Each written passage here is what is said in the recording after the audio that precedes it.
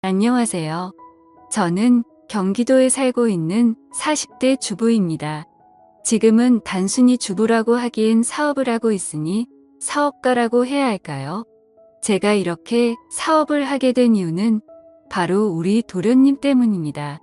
어쩌다 도련님과 이런 사이가 되었는지 인생의 절반 가까이 되는 이야기를 지금부터 풀어보려고 합니다.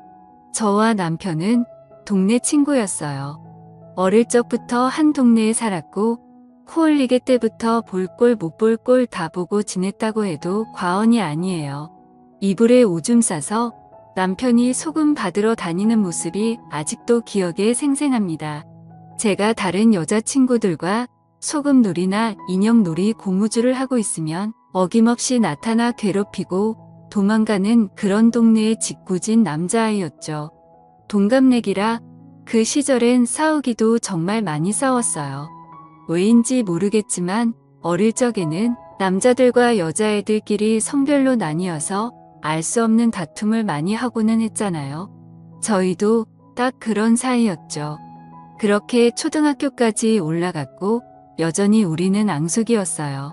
그런데 중학교에 올라가면서 남중 여중으로 갈라지며 서로 얼굴을 보는 게 줄어들더군요. 어쩌다 동네에서 교복을 입고 마주치면 왠지 낯선 모습에 말을 걸기가 어렵더라고요. 기존에는 몰랐는데 볼수록 더 남자애라는 느낌이 강했어요. 게다가 내가 모르는 모습을 보는 것 같았죠. 어쩌다 부모님이 시켜서 마지못해 인사를 하게 되면 굵은 목소리에 더욱 멀게만 느껴졌어요.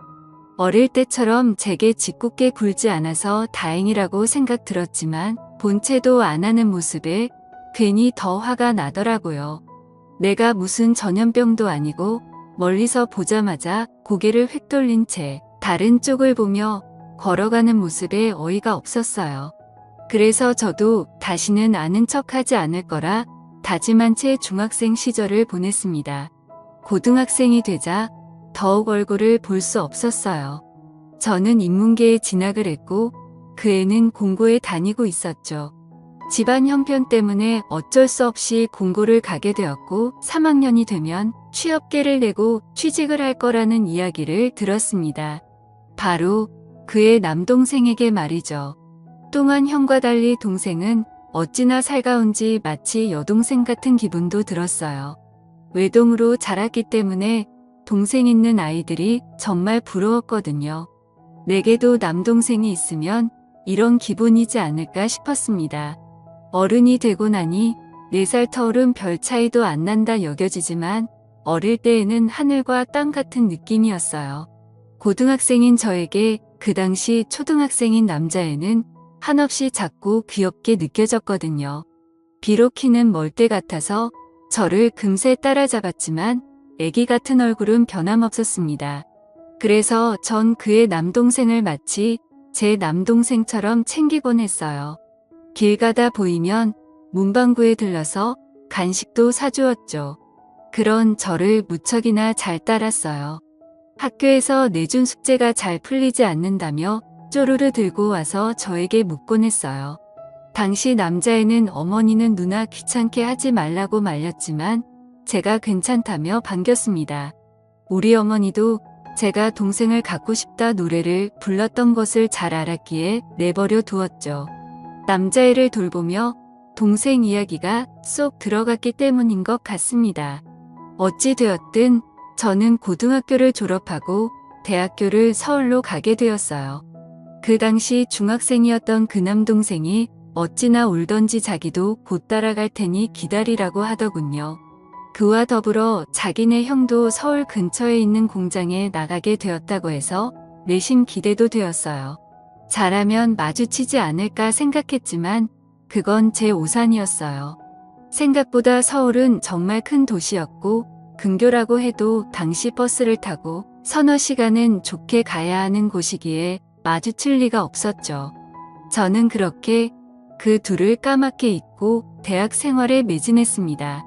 그러던 어느 날 대학교 4학년 졸업반이 되어서 캠퍼스를 거닐고 있을 때 멀리서 한 남학생이 저를 보고 손을 흔들며 달려오는 것이었어요. 처음엔 전혀 알아볼 수 없었는데 가까이서 보니 고향에서 날 따르던 바로 그 남동생이었습니다. 어느새 훌쩍 자라서 저보다 곱절은 큰 것 같은 그 애를 보니 세월이 실감되더군요.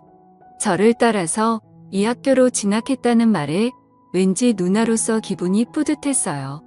비록 전공은 달랐지만 반년간 곧잘 만나며 점심도 먹고 학교 앞에서 술도 한잔하곤 했습니다.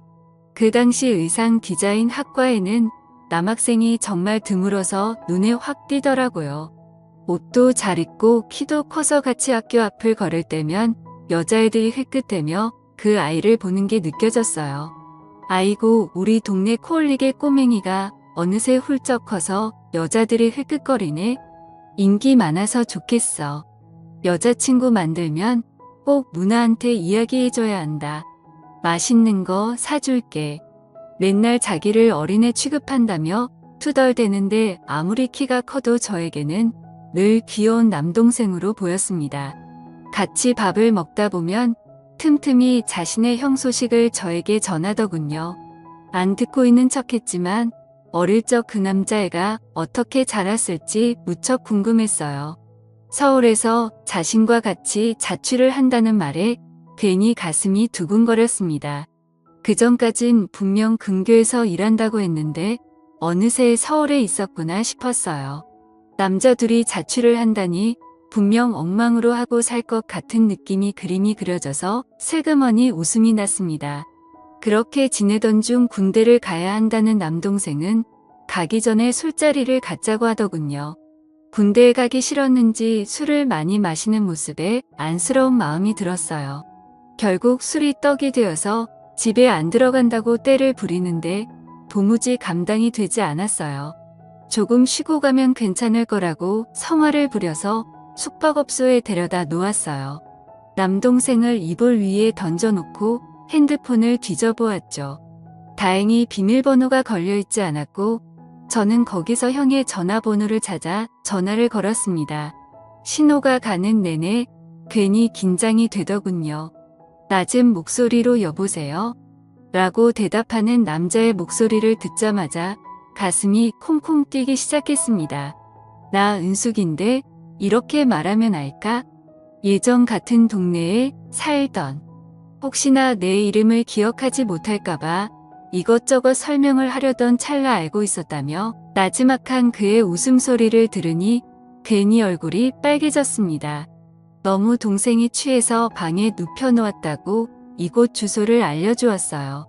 신세 끼쳐서 미안하다며 지금 데리러 오겠다는 말에 깜짝 놀랐습니다. 그가 오는 동안 괜히 화장실에서 얼굴을 매만지고 화장을 고쳤어요. 몇 년 만에 제대로 얼굴을 마주하는 것인데 왜 이리 긴장이 되던지요. 얼마 지나지 않아 도착한 그는 제가 상상하고 있던 옛날 얼굴보다 훨씬 남자답고 멋있어진 것 같았어요.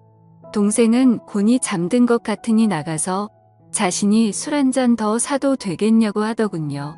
폐를 끼쳐서 미안하다고 이야기를 하는 그를 보자마자 고생이 싹 사라지는 것 같았습니다. 그렇게 우리는 다시 예전처럼 이야기를 나누게 되었습니다. 예전엔 단순히 경쟁 상대 같은 느낌이었다면 지금은 좀 더 성숙한 어른으로서 친구 사이라고 할 수 있는 것 같았죠. 솔직히 남녀 사이에 친구가 어디 있겠어요? 당시에는 친구라고 생각하며 만났지만 마음속 깊은 곳에는 두근대고 설레는 기분이 가득했어요. 그렇게 우리는 점차 가까워져 갔고 남동생이 군대에 있는 사이 연인으로 발전했습니다. 반도체 공장을 다니는 그와 저는 주말마다 특근하는 대로 데이트를 했어요. 2년간 그와 연애 끝에 우리는 결혼을 약속했어요. 양가 부모님에게 허락을 받으러 갔는데 두 분 모두 진심으로 기뻐해 주셨어요. 안 그래도 어릴 적부터 유달리 티격태격하는 모습에 왠지 연인이 될 것 같았다고 이야기하시더군요. 결혼을 하게 되었다는 소식에 가족 중에서 제일 크게 놀란 사람은 바로 남동생이었어요. 이제는 도련님이라 불러야겠네? 라면서 웃으며 인사하는데 갑자기 눈물을 뚝뚝 흘리더군요. 저와 남편은 무척 당황했어요. 왜 우는 거냐고 이해가 가지 않아서 모르니 한참 말을 안 하다가 너무 기뻐서 그런다고 말하더라고요. 아, 뭐냐고 깜짝 놀랐다며 우리는 고맙다고 인사를 했어요. 그렇게 결혼식은 차질 없이 잘 준비되었습니다. 결혼식은 제 생애에서 가장 행복한 날 중에 하나라고 손꼽을 수 있었어요. 결혼식에 맞춰서 휴가를 나온 도련님은 우리를 진심으로 축하해 주었죠. 그 뒤로도 알콩달콩 잘 살던 우리는 하루라도 빨리 아이를 갖고 싶었지만 남들은 다 빨리 찾아온다는데 왜 아직도 삼신할매가 우리에겐 오지 않을까 염려가 되었어요. 조금 더 기다려보다가 안 되면 병원에라도 한번 가보자고 이야기를 나눴답니다. 그 사이에 우리는 여전히 행복했기에 좀 더 신혼을 만끽하기로 결정내었어요.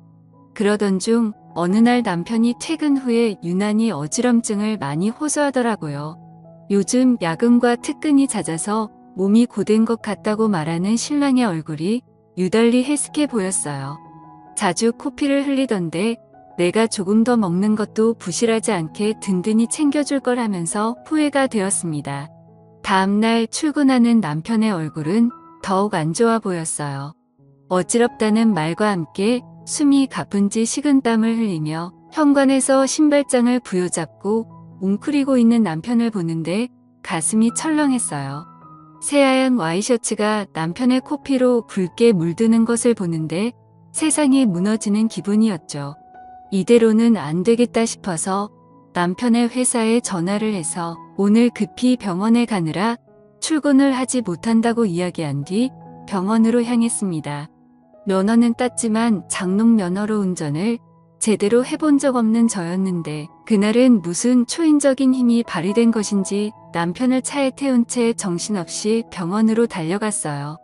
응급실에 도착했는데 사람은 왜 이리 많은지 난생 처음 와본 곳에 정신이 없었어요. 우리 남편 좀 살려달라고 붙잡고 울며 사정을 했습니다. 차례를 기다리는 데에도 손이 벌벌 떨려왔어요. 어느새 남편은 조금 나아졌는지 울지 말라고 제 옆에서 저를 위로했죠. 가만히 보니 남편의 모습이 예전과 좀 다른데 왜 진작 못 알아보았나 내 자신이 원망스러웠어요. 의사가 이것저것 남편에게 묻더니 좀 더 상세한 진단을 위해서 검사를 몇 가지 해야 한다고 했죠. 그 와중에 병원비를 걱정하는 남편에게 아무 말하지 말고 다 검사받고 가자고 설득했습니다. 며칠간 입원 후 결국 남편의 병명은 급성 백혈병으로 진단받았어요. 그날부터 남편의 투병 생활이 시작되었습니다.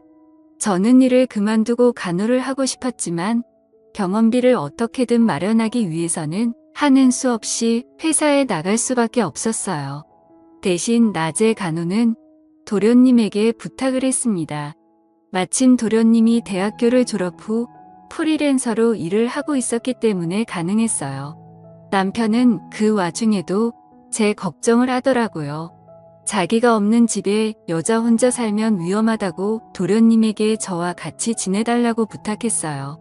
처음엔 조금 불편하게 느껴졌지만 정신없이 살다 보니 그런 것도 느낄 여유는 없었어요.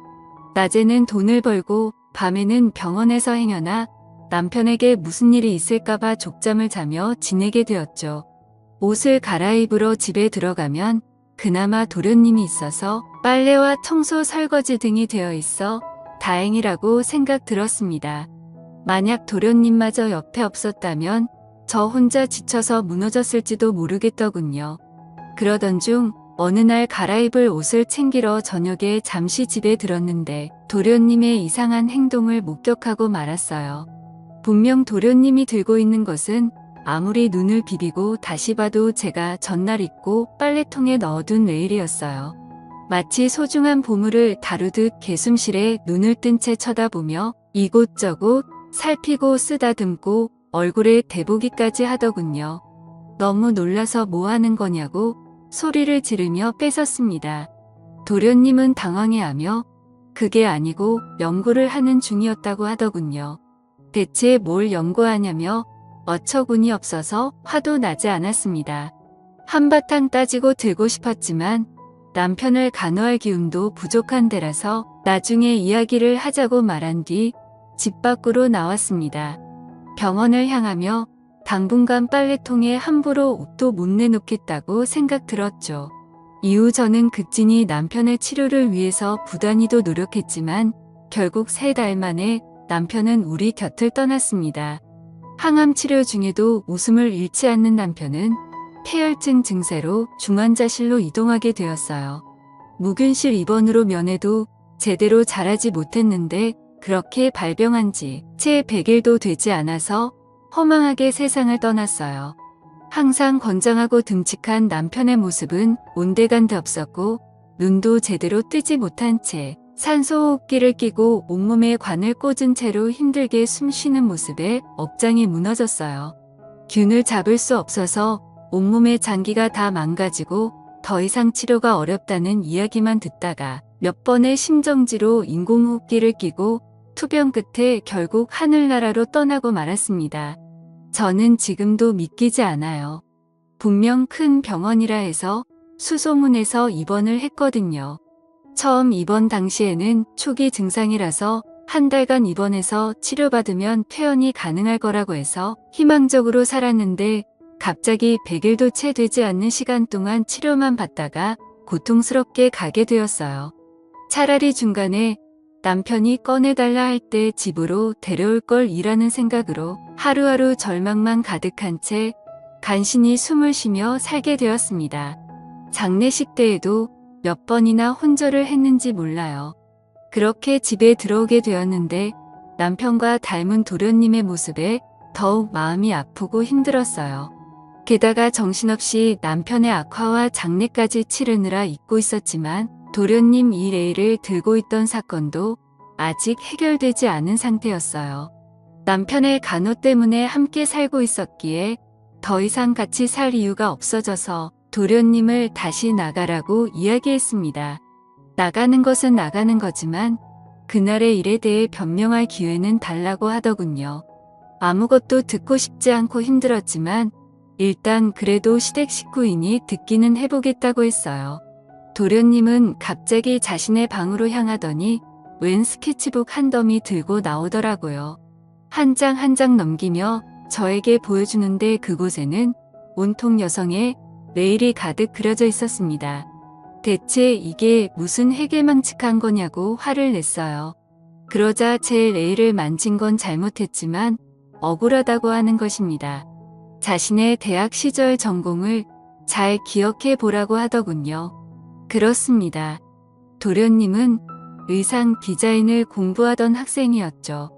자기가 꿈꿔왔던 패션 사업이 바로 여성 네일이라고 하더군요.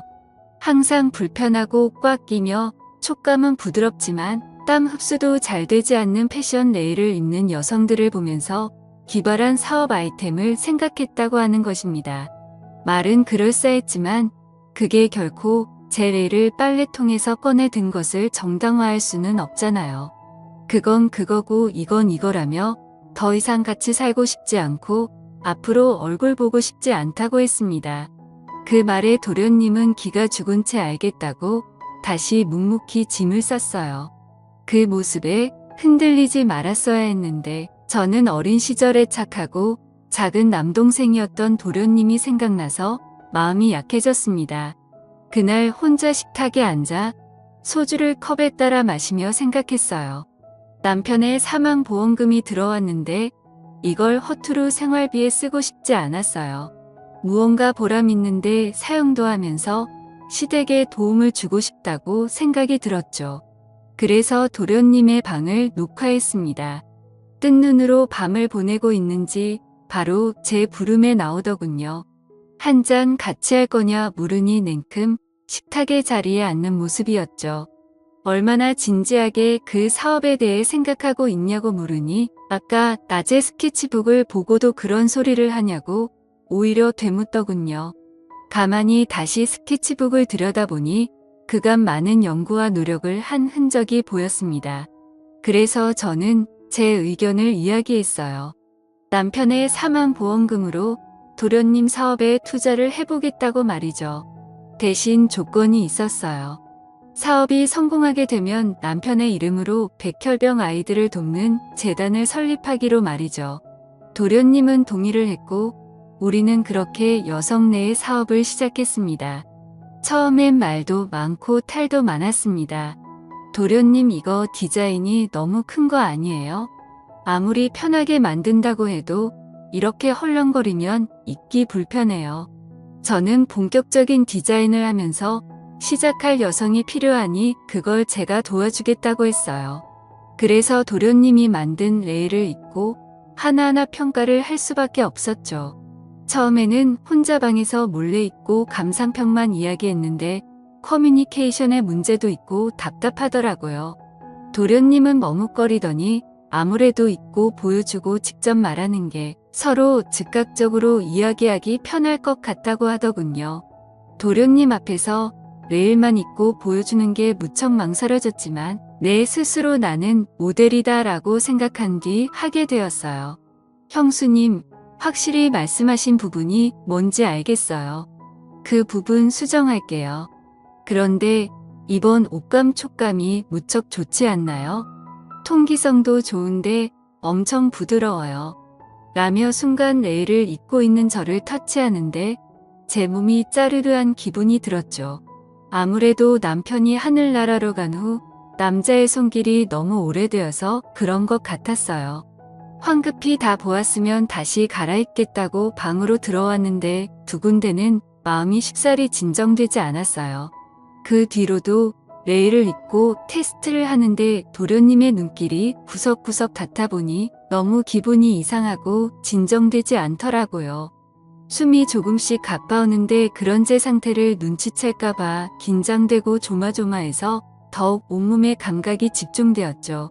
하루는 입었던 레일을 다시 돌려주려는데 그냥 줄 상태가 아니라 손빨래를 해야 했어요. 화장실에서 몰래 손빨래를 한 뒤 나오는데 거실 소파에 앉아서 저를 쳐다보고 있는 도련님과 마주쳤죠. 아이고 깜짝이야. 거기서 뭐해요 도련님. 저를 빤히 보더니 도련님은 성큼성큼 다가와서 말했습니다. 형수님 아니, 이젠 그냥 예전처럼 누나라고 부를게. 형보다 내가 먼저 더 누나를 좋아했는데 어쩌다 이렇게 된 건지 모르겠어. 내가 군대를 간 사이 형이 누나를 택해서 얼마나 힘들고 슬펐는지 몰라.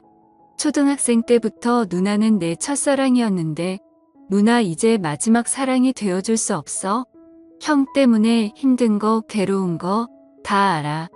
이젠 내가 보듬어 줄게. 나도 형을 잃어서 누나 힘든 거 누구보다 잘 이해하고 아껴줄 수 있어.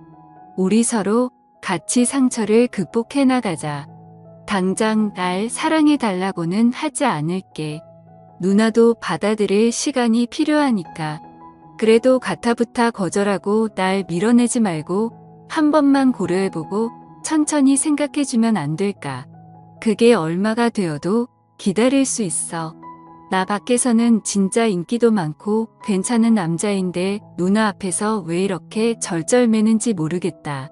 도련님의 고백에 저는 그대로 멈춰버릴 수밖에 없었어요. 어렴풋이 옛날부터 눈치는 챘다만 정말일 줄이야. 너무도 애원해서 저도 차마 밀어낼 수 없고 고려해보겠다고 했어요. 안 그래도 사업을 이어나가야 하는데 칼같이 거절하고 안 볼 순 없으니까요. 그렇게 생각해보겠다고 한 지도 벌써 4년이 넘었습니다. 결국 우리 사업은 대박까진 아니지만 중박이 났어요. 편한 느낌의 여성용 사각 트렁크를 개발해서 온라인 쪽에서 제법 팔리고 있었거든요. 첫 매출이 흑자로 돌아간 날 조촐하게 파티를 열게 되었습니다. 이제부터 백혈병 아이들을 도울 수 있다고 기뻐하며 한잔하는데 다시 한번 저에게 고백을 하더라고요. 충분히 생각할 시간을 주었는데 어떠냐고 말이죠. 일단 빠른 시일 내에 대답해 주겠다고 했는데 어떻게 해야 할지 모르겠습니다. 정말 솔직하게 말하자면 시동생이 남자로 보이고 있어요.